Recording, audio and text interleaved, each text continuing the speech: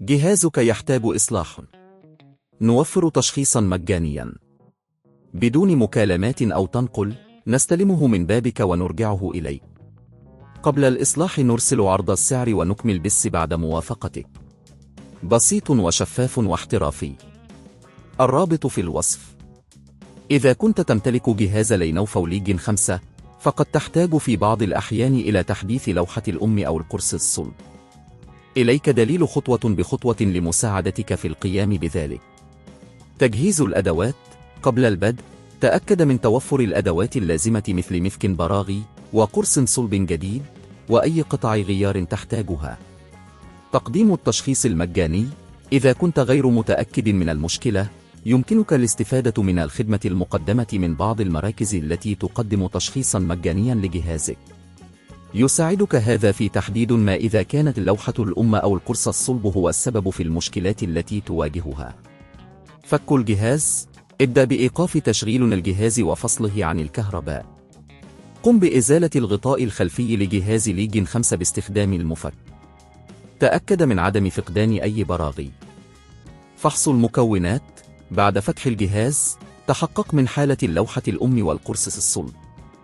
إذا كنت تلاحظ أي علامات تلف أو ضعف فقد حان الوقت للتحديث.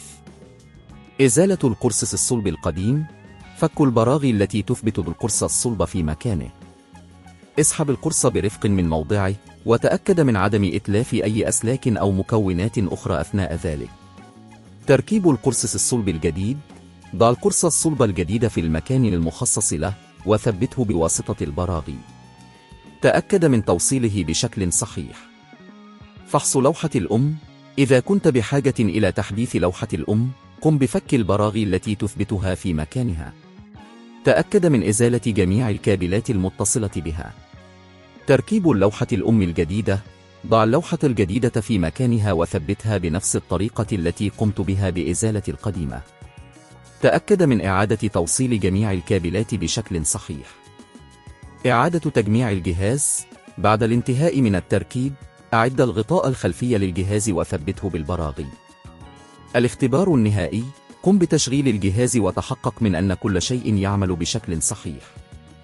تأكد من أن النظام يتعرف على القرص الصلب الجديد. خدمة الاستلام من المنزل. إذا كنت تفضل عدم القيام بهذه الخطوات بنفسك يمكنك الاستفادة من خدمة الاستلام من المنزل المتاحة في بعض المحلات. ستقوم المحلات بالتقاط جهازك من منزلك وإجراء الإصلاحات اللازمة. السعر قبل الإصلاح. من المهم معرفة التكلفة المقدرة للإصلاح قبل البدء. تأكد من التحدث مع الفني حول الأسعار حتى لا تتفاجأ لاحقا.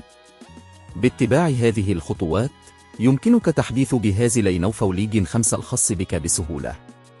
لا تتردد في الاستفادة من الخدمات المتاحة إذا كنت بحاجة إلى مساعدة إضافية.